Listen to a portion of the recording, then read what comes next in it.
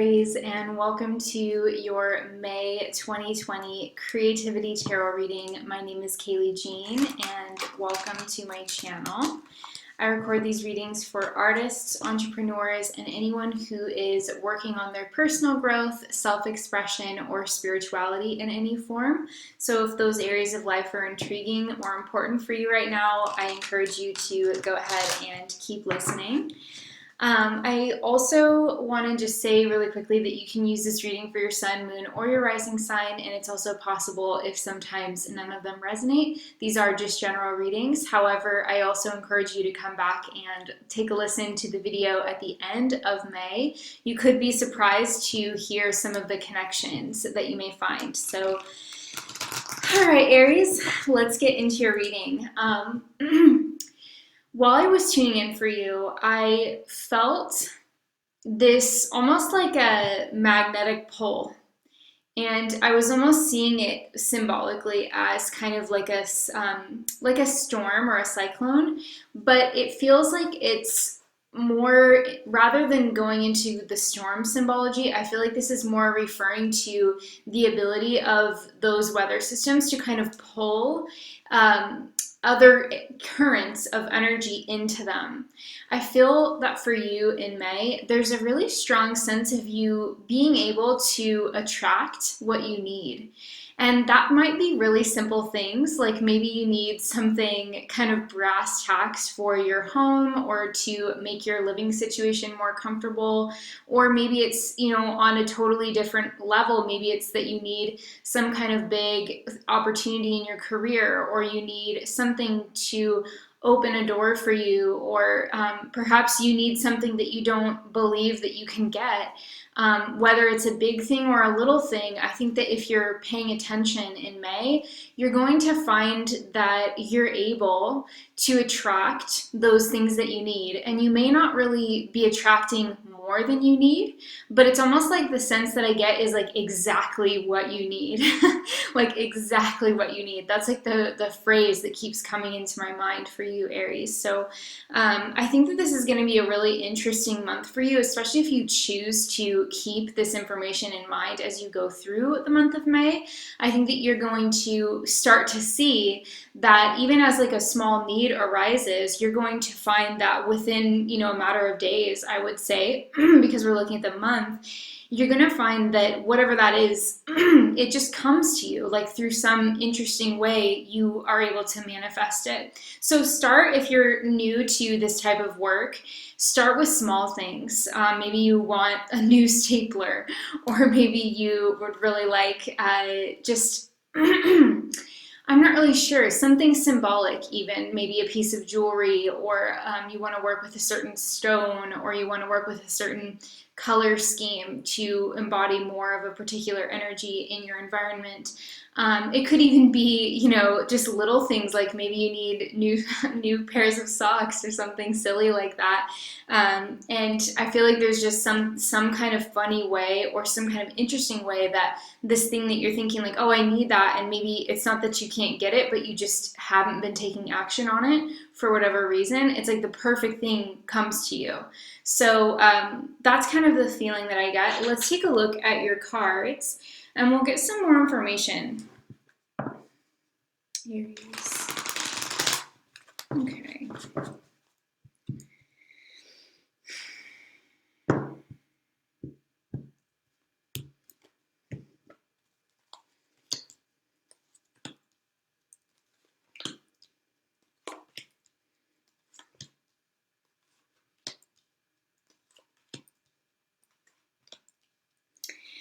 So let's take a look as well at your Animal Spirit Oracle cards. So give these a quick shuffle for Aries. Clear, loving guidance for Aries. Please, spirits, come through with clear, loving, and accurate guidance for Aries. And we're also, of course, going to get you a Bob Ross message. These have quickly become a staple for me. I just love this deck. It's so heartwarming, and he just has the most amazing energy. So I love to bring that voice, that creative voice into this reading. Okay, Bob Ross message for Aries. Okay, let's take a look at your Animal Spirit Oracle cards. So we've got Turtle as the path and Dragon as the influence. Okay, so this is really profound. A lot of connections are already starting to fire off for me with these, but one of them is the commonality between these creatures. I mean, you could think of a dragon as, you know, obviously a reptilian creature, and not necessarily that turtles are reptiles, but they kind of, I mean, maybe they are. I'm not exactly sure, to be honest, of the classification of the species, but there's a kinship there. I think that you probably get what I mean. Like they seem both to have a somewhat similar biological root, let's say. But as I'm looking at this, I'm also noticing the colors in the dragon are echoed and condensed in the turtle. So one thing that this is telling me is that, especially because this dragon card, this is not a creature that actually exists. It's a metaphysical creature in this deck. So this creature's symbolism in this deck, when it comes up, refers to the spiritual centers of the body, and the kind of atmospheric, ephemeral nature of the card itself refers to something kind of rich and symbolic within you when it comes up. So this one in particular refers to the solar plexus, and it relates to the ability to, when your solar plexus is in alignment, it's kind of like you're able to witness life and the ups and downs of life without reacting a lot. And we see that theme sort of echoed and again condensed with the turtle, right? Because the turtle has a hard shell. So it's the ability to kind of make steady movements forward in your life without being thrown off by like littler things or distracting things, not being easily wounded or easily hurt or easily offended, and also not being easily distracted or deterred from what you're seeking. So I think that in May, there's a sense of, I guess you could say, determination with you, Aries, this month, but there's also a sense of like self-possession, self-containment, awareness of self, understanding of self.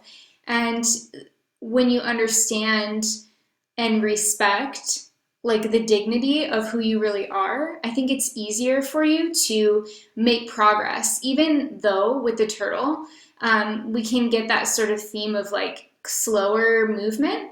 I don't actually get that particular sense with this card, because I don't know if you've ever seen like a freshwater turtle, but in the water, they can move really fast. So there's something here about like being able to move quickly and with dexterity and cleverness towards something that you want that's actually in alignment for you. And the in alignment piece is coming from the dragon card, because the dragon card is that witness consciousness. It's the all-seeing eye within you that knows the path to go on, that knows what feels right, and is able to make those kind of quick judgments accurately and effectively, because it's connected to, I guess I would say, like the eternal spiritual component of who you are. So those are some of the themes. Let's take a look at the brass tacks and the ways that this information can be employed practically for you. So we have 9 of Swords with the World, the Hermit, 3 of Wands, 4 of Swords, 5 of Cups, Page of Pentacles, and the Tower. Wow.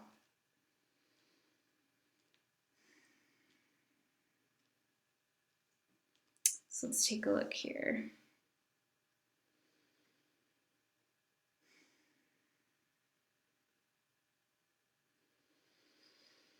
What I'm getting with the 9 of Swords and the World card in the first week of May, we have some pretty intense energy leading up to May 7th, which is the Scorpio full moon.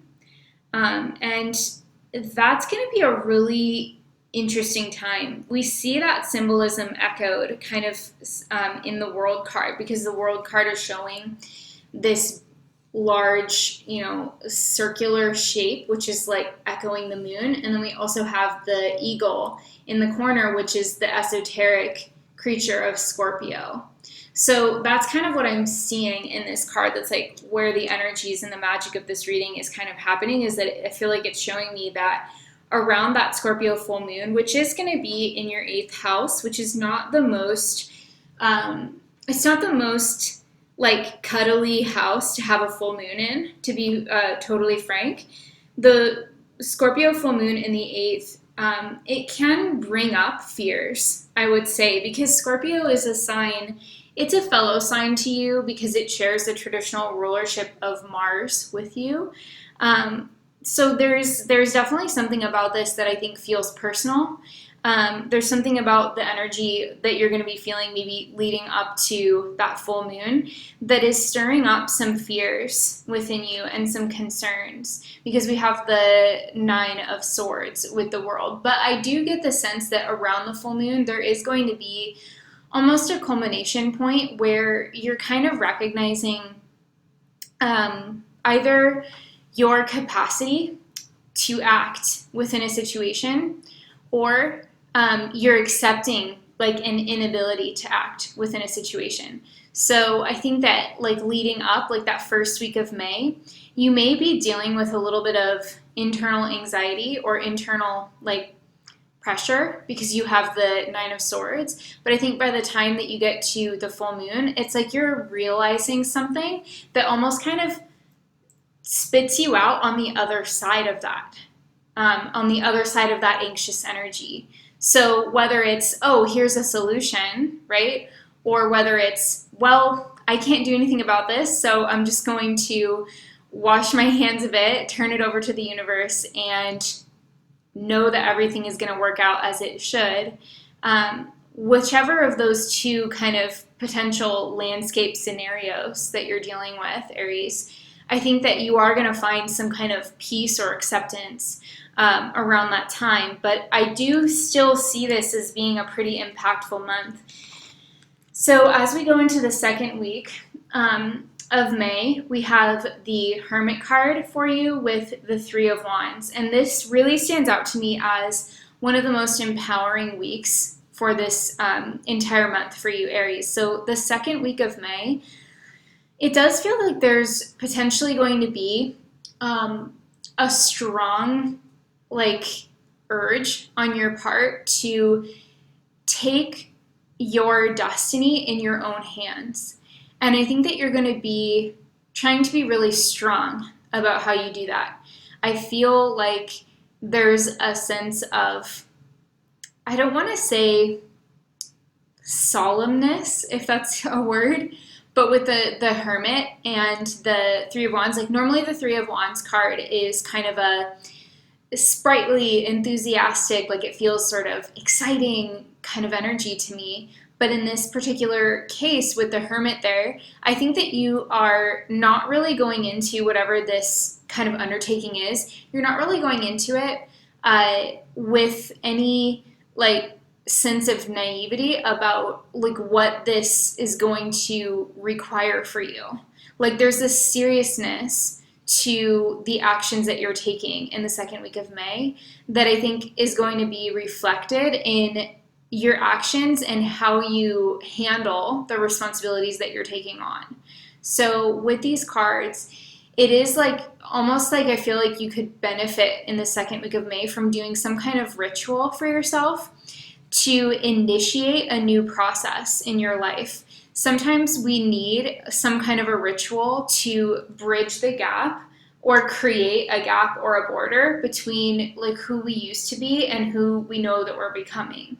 And I think that that can be really useful. For example, that's something that's done in a lot of secret societies, or which is, going into the craft will often either be initiated by a coven, and there's a whole ceremony with that, or you will, if you're a solitary practitioner, generally speaking, do some kind of a process to initiate yourself into a particular craft. And even for me, in different points when I've embarked on different paths in my own life, I've done some kind of like initiation ritual or a rite to kind of bring me into that energy. So I think that this could be a really good time for you to do something like that, or at least start thinking about what that initiation might look like for you, because I think that you're going to need something to kind of show you, to give your subconscious mind like a cue that you're on the other side of something, or that you're embarking on a new journey. And you could also be doing this very much on your own because you have the Hermit, right?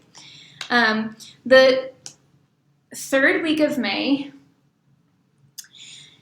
we do have some interesting energy here. So we have the new moon in Gemini at the end of the third week of May, and that's going to be in your third house, which is a house of like the neighborhood. It can also relate to siblings. It can relate to people that you grew up with. It can also represent like short journeys and learning and education.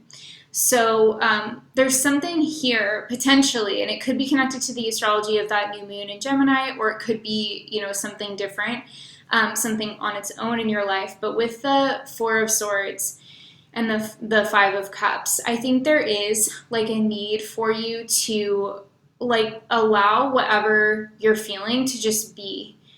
You could be feeling run down a little bit health-wise, so definitely be careful about your health in the third week of May.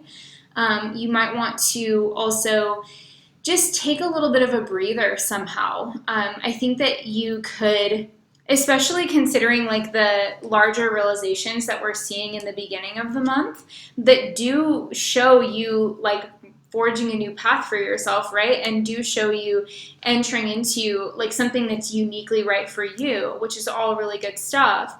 I think that like sometimes when we make a big change like that, or when we start ourselves on a new journey, or we recognize that we're already on a new journey, we can be excited about it. And then there comes a time to also grieve like the shell of the past, right? And sometimes that can come up for us at unique times where we're not necessarily expecting it, but we maybe feel like, oh wow, I actually really do miss my old job, or I do miss the friend group that I haven't connected with in a while, or whatever. So there's something here about like processing your emotions and just giving yourself time. Honestly, Aries, like with the Four of Swords, it's like you just need rest.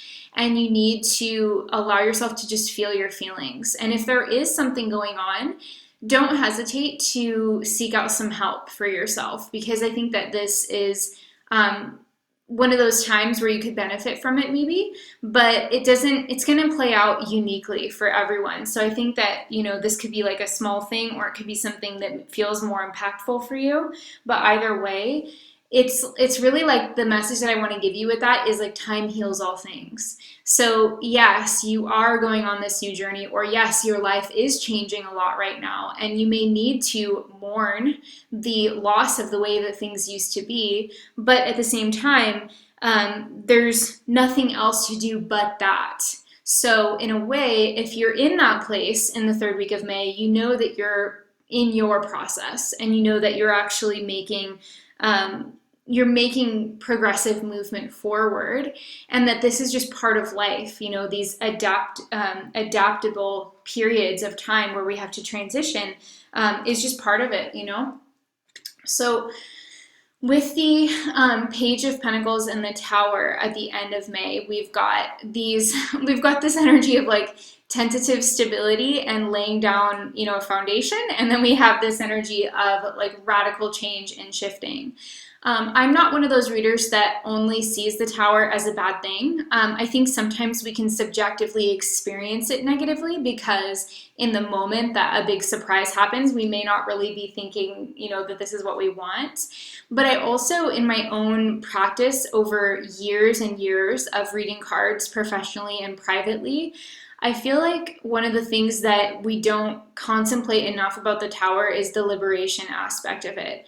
And the fact that whatever the tower is striking is actually ready to go. And I think that it can be one of those things where, I mean, yeah, I've seen it come up in my readings to represent divine inspiration. For example, when I was writing a book or when I was working on something creative, the tower would come up a lot, and it would feel like you're getting kind of struck by lightning in a way. So one thing that we can get as a commonality between all of these potential definitions of the tower card is that there is a sense of the appearance of outside forces acting on our lives, right? That's the basic premise of that card. And the degree to which we appreciate those shifts unilaterally, like in the moment that they occur, is going to depend on the situation. But I personally believe that every time we have a big shift, it's putting something better into place, or it's breaking up something that needed to get broken up so that we can become something more or evolve and improve our relationship with ourselves and our relationship with life. So whatever this is, it could represent like getting out of your shell in a way, because the Page of Pentacles is coming up here as well. So it's almost like stripping you down to your essentials, and I don't know what that like means. But as a creative person, if you're like an entrepreneur, Aries, or if you are an artist, you might be really paring things down to their most simple aspect, or you could be tearing the walls down that have kept you doing things a certain way, and you're recognizing that you do have the power to create in a way that feels maybe more immediate or spontaneous or sudden or just clean and pure. When lightning strikes, I don't know. I mean, I've never experienced being struck by lightning. I don't know what that feels like, but I almost think of lightning, that like plasma energy, as like almost a very pure substance. And so I think that there's something here about like being electrified in some way. So obviously, like if that's a potential for you, if you have the potential to actually be electrocuted or something, then, definitely take whatever precautions you would need to take. I don't know, maybe if you're an electrician, but, or something along those lines. But other than that, I mean, I feel like that's like barely anybody would have that like fear, or reason to be cautious about that. But just in case, I feel like this is really about, some kind of energy, some kind of new energy coming into your life. And I think that you are going to be able to work with it and mold it. But your ability to do that is going to be pretty limited in the beginning, right? Because like here's the Page of Pentacles, who's got this pentacle, like a ball of clay almost in his hands. And he wants to start shaping it, but it's the tower. So the tower has to be able to do its work. The big cosmic shift that you weren't expecting, and maybe, this is also for kind of all of us on the planet, right, with COVID, the big cosmic shift that's going on, it needs a chance to do its work. And you can, in the beginning, all you might be able to do is almost like grabbing silt out of the Nile, right? And just like frantically trying to form it into something, but then the water comes and starts changing it again. But you just, as the shaper of the clay of your own life, you have to be willing to kind of play with that, Aries. And I think that by the end of the month, there's going to be a pretty big degree of mutability around you. Okay, there's going to be a pretty big degree of, wow, this clay is here, I'm shaping it, but it's also shaping me. So it's pretty profound. Okay, so the Bob Ross message, we've got, these things live right in your brush. All you have to do is shake them out. Aw. I think this is really, really good for the tower, Like I feel like he just summed everything that I was very, clumsily trying to stumble out. I feel like Bob Ross just completely nailed that. Like, these things live in your brush. So the things that you're trying to create, the colors you're trying to create, the movement and the shape of your lifestyle that you want to shift, or whatever it is that you're trying to move forward towards, that already exists within you. Sometimes it just has to be shaken out. And the tower is that voice of, the cosmos. It's the hand of God coming in and going, shaking it out. So that's what I'm getting. I hope that this is helpful. I do see you, in spite of whatever like curveballs may come your way. I see you being really able to handle them, though. I don't think that you're going to be reacting too much, Aries. I think that this is going to be a pretty balanced like approach that you're going to be taking. So it's really nice. I hope that this reading has been helpful. Please let me know in the comments if you have any feedback or questions. Sending you guys tons of love. I will put the information also below for the moon mapping course. This is an astronomy course that I'm running this month, so definitely make sure to go ahead and check it out if you're wanting to explore astrology for self-care. We have homeopathy in this course, and we have so many freaking techniques to use astrology directly for your physical health, your emotional well-being, and your mental health as well. So I'll put that information below. Sending you tons of love. If you enjoyed this video, please give it a thumbs up and leave me a little comment with a rose or some flowers or something like that for May. We've got Beltane, beautiful season right now. So leave me some flowers or leave me a comment or give this video a thumbs up. All of those things are really helpful, and they help me to know that these readings are beneficial to you. And also, if you would like to donate, I will put the information to donate any amount. Even just $1 is so helpful. These videos take so much time and energy, and it really is, something that takes up a lot of my time every month. So if you want to say thank you and you get something useful from them, you always have that option. And yeah, I'm sending you tons of love. Thank you so much for being here, Aries. Take care of yourselves, and I will talk to you in the next one. Bye.